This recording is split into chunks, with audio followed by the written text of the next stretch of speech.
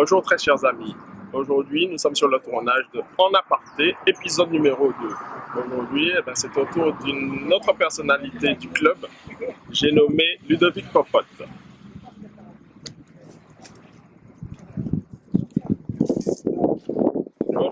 Bonjour Ludo, merci d'avoir accepté mon invitation. Aujourd'hui nous allons apprendre à te connaître, donc est-ce que tu peux nous faire une petite présentation, nous dire qui tu es? Moi, c'est Ludovic Popote, plutôt au sein du club. Entraîneur de catégorie jeune et joueur chez les seniors. Je suis pur abîmien, je suis né aux Abîmes. Ça fait 33 ans que je suis sur le terrain et que je profite de la vie. Et voilà, c'est comme ça, c'est ce qui peut me décrire en fait. Donc, voilà.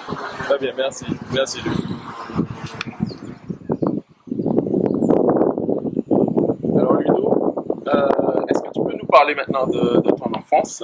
On sait que tu es né aux Abîmes et un petit peu quelles sont les écoles que tu as fréquentées, comment ça s'est passé, si tu veux. Et puis surtout, comme tu le sais, je connais bien tes parents, je connais bien ta maman et ton papa, si tu peux nous parler, même de façon succincte, de tes parents. Ok, président. On va commencer peut-être par mes parents, Oui. parce que c'est le départ. C'est le départ.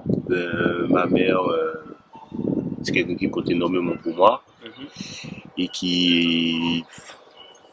Enfin, c'est la seule personne à qui son jugement peut me faire sortir de mes goûts, en fait. C'est la seule personne qui arrive à me dire quelque chose et que si elle valide pas peut-être un choix que j'ai fait, ça va m'énerver parce que j'ai envie qu'elle valide tout ce que je fais, en fait. Donc, voilà, mais mon papa, on a une très bonne complicité au niveau du sport.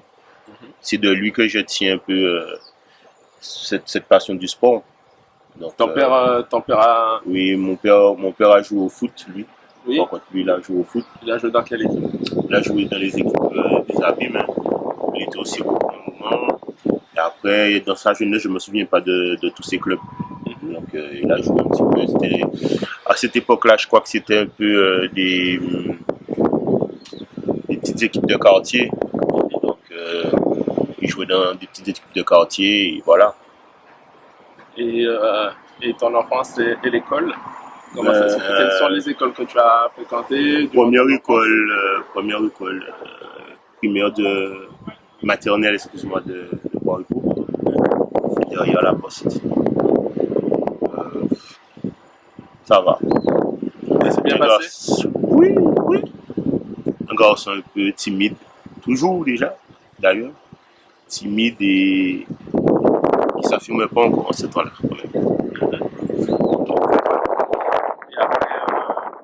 Et après, ensuite,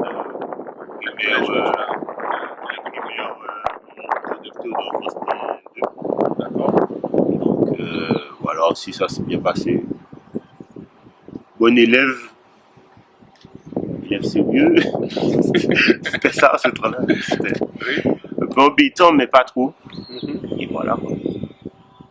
Ensuite, c'était le collège Alexandre Isaac. Bon élève aussi, en ce temps-là. On commençait à faire quelques bêtises. On pas les devoirs, les trucs comme ça. Mais ça arrive à tout le monde. Ça arrive à tout le monde. Voilà, t'es pas le seul. Ça, c'est voilà, clair. Donc, voilà. Ensuite, lycée Bainbridge. Oui. Le LPO. Qui maintenant, je suis dans le séjour, je crois. Oui. Ben, c'est les le Massicou, pour l'instant, ouais, c'est une de mes belles. Ça s'est bien passé. J'ai rencontré pas mal de personnes, de jeunes de mon âge qui avaient une autre vision que la mienne et on s'entendait super bien. Donc, voilà. Tu as fait quelles études? Quand j'étais au lycée, enfin, j'ai un bac STI. Un bac STI, système électronique. Et voilà, c'était ça mon parcours au niveau scolaire. Après, je suis allé jusqu'au BTS que malheureusement j'ai pas eu. Et après le BTS, j'ai eu la rencontre. Enfin, ma mère m'a trouvé un petit job. Parce que ouais, c'est elle qui m'a trouvé le petit job. C'était un ami de la famille.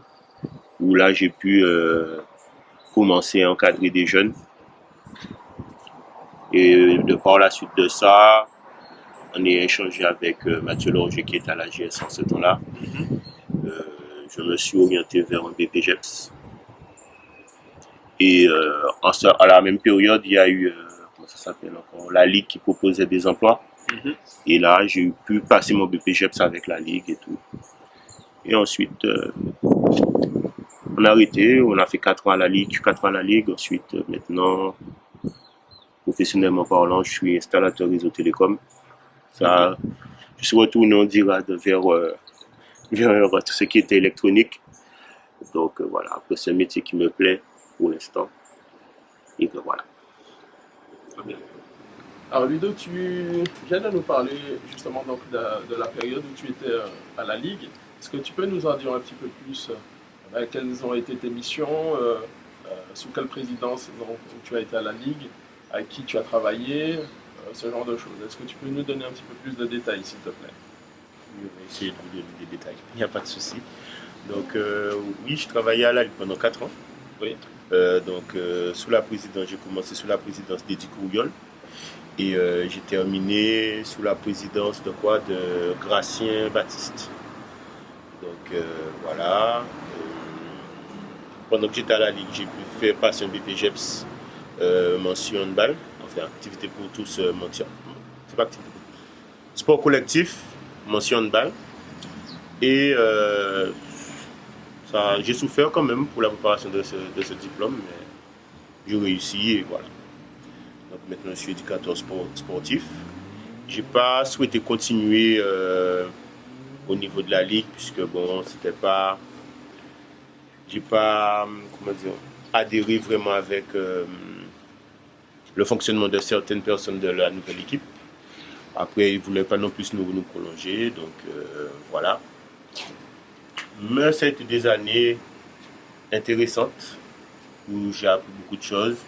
J'ai pu travailler avec une personne que j'ai appréciée énormément, qui est malheureusement déjà décédée, c'est M. Gérard Gamblin, qui était, lorsque je suis arrivé, secrétaire général de la Ligue, qui m'a beaucoup apporté, moi je trouve, en tant qu'homme, puisque j'ai pas mal eu de discussions avec lui quand j'étais à la Ligue, où il nous encourageait à faire pas mal de choses, à défendre nos idées, lorsqu'on présentait un projet au directeur et tout. Donc, il m'a appris énormément de choses. Pendant que j'étais à la Ligue, j'ai travaillé avec Jonas Jacel, qui est notre Jonas tout le monde le connaît. International. Voilà, c'est notre Jonas international. Donc, voilà, le collègue. Il n'y a pas eu que Jonas. Il n'y a pas eu que Jonas. Il y a eu aussi Estella Massin, oui. Qui était une ancienne entraîneur de chez nous, oui. Qui était mon ancien binôme d'ailleurs. C'est ça. Avec qui on a fait pas mal de choses au niveau de la GSA. On a fait pas mal de choses aussi au niveau de la Ligue. Aussi, j'ai travaillé avec Touron Marvin. C'est un jeune sur Trois-Rivières. JTR. Ouais. C'est ça. Lui aussi, très bon gars. Monsieur un peu chiant des fois, mais très bon gars. Tu connais déjà Marvin. Oui, voilà. Je connais Marvin, on se connaît bien également. Ensuite, j'ai travaillé aussi avec Monsieur Lorger, qui était directeur de la Ligue en ce temps-là. Oui. Donc, on a travaillé ensemble. Il m'a appris aussi pas mal de choses au niveau du handball, donc surtout les règlements et tout. Donc, voilà. J'ai travaillé aussi avec Marie-Louise Solé. Malou. La Gonne Malou. La Gonne Malou. Qui est secrétaire à la Ligue. Très, très gentille dame qui aide ses collègues. Quand ses collègues ont besoin d'aide, elle est là pour les aider. Donc, très gentille dame. C'est vrai, j'ai travaillé aussi à la Ligue avec mademoiselle Gaëlle Sapoti. Gaëlle, on ne peut pas l'oublier. Oui. Ah ouais, cette fille-là, c'est un amour. Elle est super gentille. Elles sont d'ailleurs toujours à la Ligue. Malou et Gaëlle sont toujours présentes à la Ligue. Oui. Et on en profite pour leur adresser en tout cas notre sympathie et notre bonjour. Oui, oui. énormément d'amour pour les deux là. Franchement, ce sont deux bonnes personnes que j'apprécie énormément dans le monde. Eh ben, Ludo, tu peux nous parler également donc, de tes missions. Quelles ont été les missions euh, que tu as réussi à faire, mener à bien? Est-ce que tu en as fait seul? Est-ce que tu étais toujours accompagné? Et avec qui tu les faisais? Comment ça s'est passé? Est-ce que tu peux nous en Donc, parler un petit peu plus? oui, au niveau, lorsque je travaillais à la Ligue, la mission principale qu'on avait, nous les chargés de développement, puisque c'était le titre du poste, c'était de faire découvrir le handball un maximum de gens, enfants, principalement basé sur les enfants, euh, pour leur faire découvrir le handball en faisant du handball. En leur apprenant quelques règles du handball et tout. Donc j'ai fait pas mal d'interventions dans différentes écoles. Euh, Est-ce que tu faisais les interventions dans les écoles proches du bassin où on est, Abîme, Pointe-à-Pitre, Bemao, ou tu deviez justement aller dans toute la Guadeloupe? Donc on devait aller dans toute la Guadeloupe. Mais bon, pratiquement tous les agents de développement, quand on est rentré, on n'avait pas encore nos permis, les voitures, tout ça. Donc c'était un peu compliqué de se déplacer par rapport à ça. Mais lorsqu'on a pu trouver des solutions, on avait des interventions dans le bassin à Pointe-à-Pitre, Bimao. Et aussi, vu qu'on avait Marvin aussi qui habitait sur Trois-Rivières, donc lui il s'occupait un peu plus qui avait des interventions sur la Basse-Terre, sur Guayave, sur Cap-Esther. C'était pour Marvin. C'était principalement Marvin, dans des écoles, des trucs comme ça. Donc voilà. On organisait des sortes de grands stades. Donc on occupait un stade et sous le stade on faisait pas mal de terrains de hand gazon et on accueillait pas loin de 300 gamins, 500 vous gamins. étiez 3-4 pour encadrer tout? On était 4 voire 5 avec le directeur Mathieu Longer. Donc on était à peu près 5 à essayer de gérer tout le monde. Bien sûr, on avait l'aide des enseignants des différentes écoles qui venaient, on pouvait les laisser arbitrer le terrain, on essayait de faire un petit tournoi et faire un maximum de personnes des équipes se rencontrer. Voilà. D'accord, très bien. Ouais, aussi, il y a ça. Avec Jonas aussi, on a pu mettre en place des manifestations style on fluo, plus un peu loisirs. Jonas qui était plus en charge de cette partie-là, de gérer vraiment le côté loisir du handball. Donc il a fait on a essayé de faire pas mal de manifestations, des hands déguisés pour les enfants. Avec Estella, il y a eu aussi des manifestations sur les Saintes, avec tous les clubs de la Guadeloupe qui sont descendus aux Saintes participent à un tournoi organisé par la Ligue. C'était pas mal.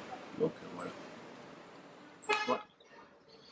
Ludo, maintenant, on va passer à la partie intéressante, je dirais. C'est la JSA. Comme on le sait, tu es un des piliers donc, de la JSA. Tu es en équipe senior, tu es gardien de but. Mais parle-nous justement donc de ce qui t'a amené à la JSA, à quel âge que tu es arrivé. Est-ce qu'à part le handball, est-ce que tu as fait d'autres sports? Est-ce que tu peux nous en dire un petit peu plus? Oui. Un pilier de la nouvelle génération de la JSA, c'est tout. Peut-être, mais je me vois pas tant pilier que ça.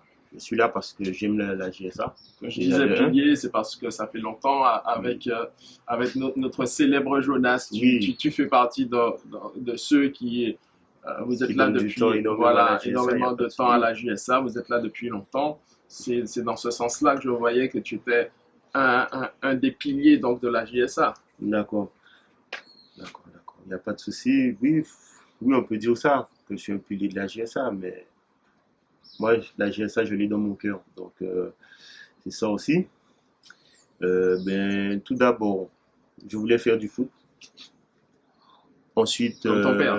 oui. Ensuite, j'ai pas adhéré, enfin, aux premières pratiques avec les entraîneurs. Ensuite, j'ai fait du basket. Bah, tu as tenté le foot dans quel club? Est-ce que c'est un club des amis? En fait, j'allais commencer à la MJCA, Oui. mais j'ai pas commencé en fait. Je suis venu le premier jour et j'ai pas kiffé l'ambiance des entraînements. J'ai dit à mon père, on se bat. On se bat. Ouais, j'ai dit je veux pas. Donc je suis rentré chez moi. Après, j'ai été faire du basket Tu joues à la à la MJCA? MJCA, oui. Oui. J'ai fait du basket, je dirais, juste de 7 ans, 7-8 ans à mes 10 ans. Mhm. Ensuite, j'ai atterri au handball. Comment ça s'est passé, justement? Donc, en fait, toutes mes sœurs, en fait, j'ai que des sœurs. Je suis le seul fils de ma mère. Vous êtes combien dans la On famille? est 6. Je suis le 5e. Tu es le 5e Ouais. et le seul garçon. Ouais. D'accord. Donc, j'ai 4 grandes sœurs et une petite. Donc, Et toutes tes sœurs? toutes mes sœurs ont joué au handball. D'accord. Toutes mes 4 grandes sœurs, elles ont joué à la JSA, mais à ce temps-là, la JSA ne s'appelait pas JSA, ça s'appelait Bibi. Oui. Donc moi, j'ai pas eu le temps de connaître ça, le nom de la JSA. Ensuite, il y a ma petite sœur qui avait commencé déjà le handball. Et je gravitais tout le temps autour. Donc, quand elle avait compétition, j'étais toujours là, même si moi je faisais le basket entre-temps. Et ensuite, quand j'ai arrêté le basket à mes 10 ans, alors, l'année suivante, je me suis lancé, j'ai essayé le handball et depuis, je suis là. Est-ce que tu as toujours joué gardien de but ou tu as joué à d'autres postes avant? Non, quand j'ai avant d'être commencé, gardien de but? j'étais joueur, j'étais sur le terrain. Jouais au poste d'arrière, pivot. Bon, plus pivot, puisqu'il y avait pas mal de joueurs qui étaient meilleurs que mon poste d'arrière. Donc, voilà. Quand j'étais jeune, j'étais pas le grand joueur, le joueur qui pesait dans un match. J'étais juste un coéquipier lambda, simple. Et ensuite, à mes 17 ans, une année, enfin, mes 16 ans, je crois, j'ai décidé de passer gardien. Et depuis, je suis resté dans ce poste.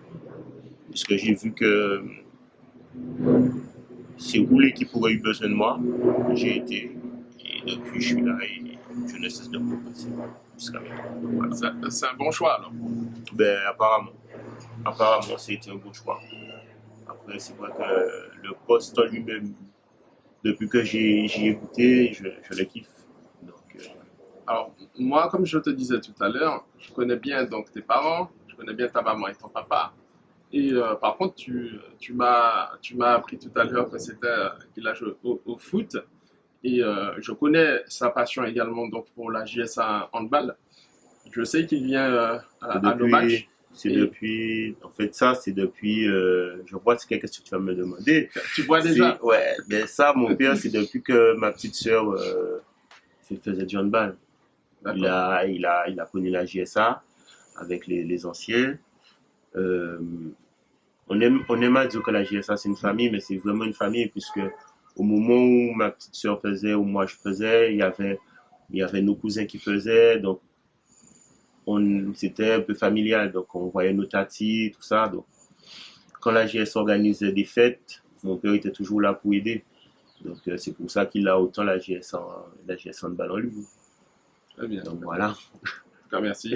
Merci pour toutes ces informations. En tout cas, là, on connaît un petit peu plus de toi et c'est très intéressant ce que tu viens de nous dire.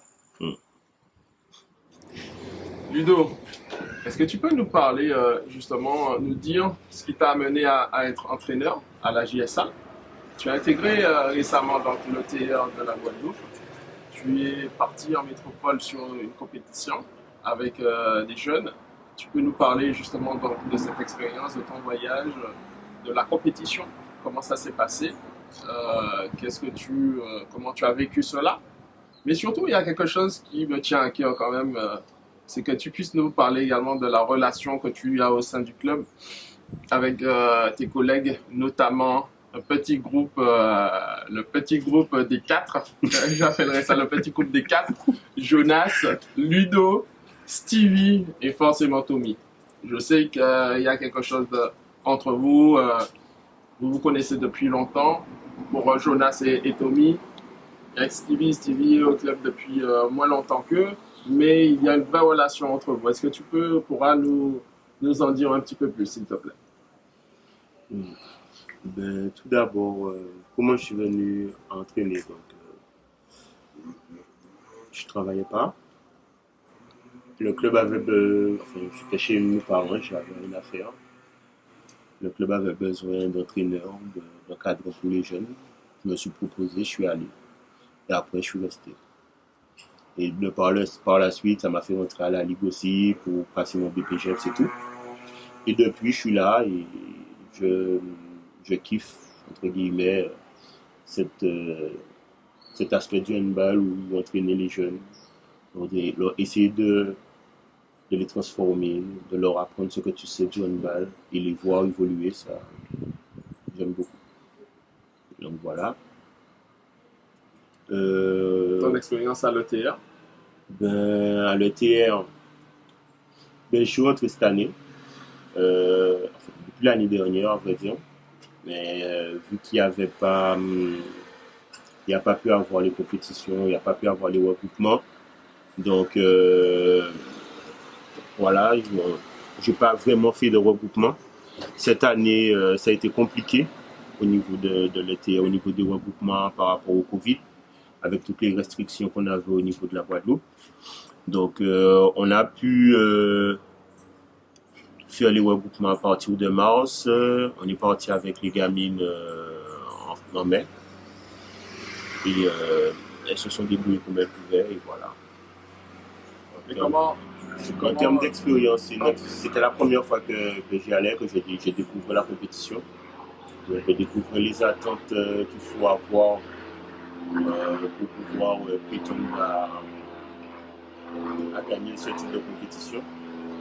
Donc là, j'ai pu voir et il faudra travailler, mais c'est possible. Donc voilà. Ben, à l'ETR, on est comment dire, sous l'égide du CTS, avec M. Vincent Philippard. La relation se passe bien. Je trouve que c'est un CTS qui a l'écoute aussi des jeunes entraîneurs, des jeunes entraîneurs de la Guadeloupe, pour ceux qui veulent, qui sont au niveau de l'ETR en tout cas. Puisque lors de ce séjour en métropole, il nous a pas mal aidé, il nous a pas mal montré certaines choses qui peuvent qui vont nous permettre de nous améliorer. Donc voilà. Et bien sûr, tu as une relation privilégiée avec tes copains. Ça, c'est croustillant. Alors, donne-nous, dis-moi. Ben, je connais Jonas depuis qu'il est tout petit. Il est plus jeune que toi? Oui, il est plus jeune que moi. Jonas, beaucoup plus jeune. Il a au moins 3 ans de moins que moi. Donc voilà, je le connais depuis petit. Il est arrivé au club petit. Il a fait toutes ses classes au club. Donc depuis, on se connaît. On était dans le même collège. On s'est côtoyés dans le même collège. Après, on n'était pas dans les mêmes lycées, mais lorsqu'on se voyait sur la route, on se disait bonjour et tout. Après, quand je repris le handball, puisque j'ai arrêté le handball pendant 2 ans quand même, puisque j'arrivais pas à suivre avec l'école. J'arrivais du tout pas à suivre. Donc, quand j'ai repris, on n'était pas proches au départ. Après, je pense que le fait qu'on ait travaillé ensemble à la Ligue, qu'on ait fait pas mal de choses ensemble, donc on a une complicité. Donc voilà, je suis une des rares personnes, je pense, qui, lorsqu'il dit des bêtises aux gens ou bien lorsqu'il prend des gens de haut, je suis l'une des seules personnes qui vont lui dire, hey, mes collègues, tu déconnes. Tu déconnes. Ouais, je vais lui dire ça. Quand il déconne, je suis. Mais est-ce qu'il t'écoute? J'ai pas peur de lui dire qu'il déconne et vice versa. Donc. Il t'écoute quand tu lui dis ça? Ah, je sais pas, mais je sais que je lui dis qu'il déconne. Après, il en fait ce qu'il veut. C'est lui qui choisit comment. Je peux pas diriger sa vie. C'est lui qui choisit. Si lui dit qu'il déconne, c'est lui qui sait comment il a parlé, comment il a fait ses affaires. Donc voilà. Il y a une autre personne au sein du club qui est là depuis longtemps aussi. C'est Tommy. C'est Tommy. Voilà. Ah, Tommy, c'est un acolyte. C'est un acolyte, c'est un gars que j'ai rencontré dans le club. Et je pense que lorsqu'il a été justement parmi les dirigeants du club, il a été trésorier, on a eu un rapprochement entre entraînement, match et tout. Donc voilà, et depuis c'est presque comme un frère ou moi. Voilà, et le dernier c'est Stevie. Le dernier c'est Stevie. Stevie, vieux d'arriver, il arrive, ça fait quoi, 5-6 ans qu'il est au club, je pense. Mais c'est un bon gars. Donc, et je vois qu'en termes d'entraînement, il essaie de transmettre des choses aux joueuses, comme il entraîne des filles. Donc, je suis là pour l'épauler et depuis ça, on a une affinité. Ça se passe bien. Oui, oui. Ils aiment m'entendre leur dire des bêtises, mais voilà, c'est tout au mieux Stevie, mais bon. Je sais qu'ils m'aiment. C'est pour ça qu'ils font ça. C'est l'essentiel. Ouais. Ça, de toutes les façons. Ils sont fans de moi. Ça se voit, ça se voit. Ça se voit quand même. Ben ouais, les frères, vous êtes fans, c'est pas de ma faute. Est-ce que tu as quelque chose à leur dire? Je leur ai déjà dit. Un petit mot pour eux. Je leur ai déjà dit. Ils savent déjà. Oui. Ils sont fans. Ils sont fans. Oui. Ah, bon, très bien. Ludo, est-ce que tu peux nous parler maintenant donc de Monsieur Vallée et des entraîneurs qui ont compté pour toi depuis que tu es à la JSA? Est-ce que tu peux citer justement donc ces entraîneurs-là et nous parler un petit peu de Monsieur Vallée? Ok, ben Monsieur Vallée, si je ne me trompe pas, c'est un des fondateurs du club. C'est un président fondateur du club qui a œuvré pas mal, surtout quand j'étais jeune, pour le club. Puisque, à proprement dit, la JSA, pour moi, quand j'étais jeune, par exemple, la JSA jouait tout en jeune, la JSA jouait toujours des titres. Il y avait toujours une génération, 2 générations, que ce soit un garçon ou une fille, qui chaque année essayait de ramener un titre, jouer une finale, surtout chez les jeunes. Ensuite, voilà, M. Vallée, c'était un président fondateur, emblématique du club, je pense, et qui a énormément donné de sa personne au niveau de l'association. Et voilà. Hein. Il y a son fils aussi, Philippe, que j'ai eu comme entraîneur, qui m'a appris certaines valeurs, quand même. Il y a aussi Laurent, mais je ne me souviens pas de son nom. Il y a Patrice Bigor, c'était un prof du collège du Bourg. Il y a Chopin, qui nous, quand j'étais en 17, quand on était cadet, avec certains joueurs comme Samy, on avait ramené un titre de champion de Guadeloupe au niveau de la JSA. Voilà, à part Samy que tu viens de citer, est-ce qu'il y a d'autres joueurs? Il n'y a pas d'autres joueurs qui jouent. Samy, c'est le seul qui joue toujours, qui était parmi l'équipe qui a gagné le titre. Après, il y a Jonathan Piperwall, il y a Guillaume qui a joué aussi avec nous en senior, mais lui, il était gardien, là, il est plus gardien. Il y a Gary Baudouin, il y a Ayan Scandisson, il y a Ken Batman, il y avait aussi Johan Boeka. Ce sont des joueurs qui ont fait beaucoup de choses en jeune au niveau du club. C'était des joueurs qui étaient assez bons, assez puissants, je trouve. Donc, surtout au niveau de ma génération.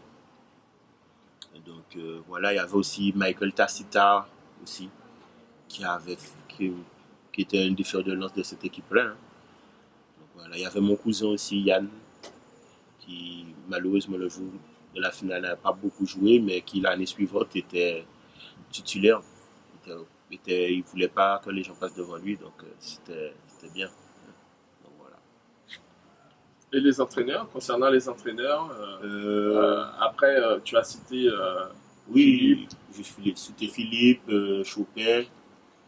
Ensuite, quand je suis arrivé en senior, il y a eu Guy Ito, Willy Confil qui était présent. Ensuite, j'ai eu aussi Didier Glodon, qui était un joueur, mais en même temps qui entraînait, qu'on était, je crois, en honneur avec Dominique Cotin. Dominique Cotin, pour moi, c'est un entraîneur au niveau des gardiens qui m'a appris énormément de choses. Énormément de choses. On a bossé énormément au poste de gardien. Il a fait pas mal de spécifiques et qui m'a permis d'évoluer, d'arriver au niveau où je suis maintenant. Donc voilà. Depuis que je suis senior, il y a eu Mathieu Lorger aussi qui a entraîné les seniors, qui a apporté pas mal aussi, moi je pense, en termes de formation, qui est pas mal sur la formation. Il y a Didier Budon qui nous a apporté, moi je pense, à toute la génération, Samy, Jack, moi, les frères Jassel qui sont là. Certains l'avaient déjà, mais il y en a d'autres, je pense, qui nous a apporté cette envie de détester la défaite, en fait. Puisque avec lui, au départ, on perdait pas mal de matchs. Et ensuite, on a réussi à goûter à la victoire. Et depuis qu'en senior, on a goûté à la victoire, on gagne. Parce qu'avant, on pouvait faire des saisons où on gagnait peut-être qu'un seul match. Et depuis quelques années, ça a changé. Ça gagne beaucoup plus de matchs. Réussi à tenir tête à certaines équipes, entre guillemets, qu'on disait beaucoup plus fortes. Donc, moi, je suis fier de voir que le club a évolué. Et en plus, avec tous les petits jeunes qui arrivent derrière, c'est joli, c'est beau. Donc, voilà. J'espère que on va réussir à continuer et à avoir encore des petits jeunes qui viennent alimenter les seniors. Et qui, même moi, en tant qu'entraîneur, quand je discute avec eux, leur objectif, c'est pas alimenter les seniors, c'est quitter la Guadeloupe pour aller jouer là-bas. Voilà, si c'est leur rêve, faut y aller. Et je sais que tu es capitaine de l'équipe senior. Je sais que c'est quelque chose que tu voulais pas forcément. Cette saison, voilà, tout à fait. Et comment ça se passe? Est-ce que le capitanat, c'est quelque chose, c'est une vraie responsabilité? Est-ce que c'est lourd? Dans un groupe, le capitanat, j'ai appris les 2 dernières années. Franchement, vraiment, c'est quoi le capitanat? Puisqu'il faut prendre d'autres aspects que le sportif. Parce qu'il y a aussi le relationnel avec les joueurs, avec l'entraîneur. Puisqu'il y a des fois, peut-être qu'il y a certaines choses que l'entraîneur va demander, les joueurs ne vont pas comprendre. Il faut être aussi véatif sur ça pour essayer de voir s'ils comprennent. S'ils ne comprennent pas, essayer de faire remonter au coach. Et voilà, mais après, je l'ai assumé, mais c'est pas un rôle qui me va, moi, en tout cas. Moi, je trouve que je peux être un leader, mais pas besoin spécialement du brassard pour qu'on puisse m'entendre parler.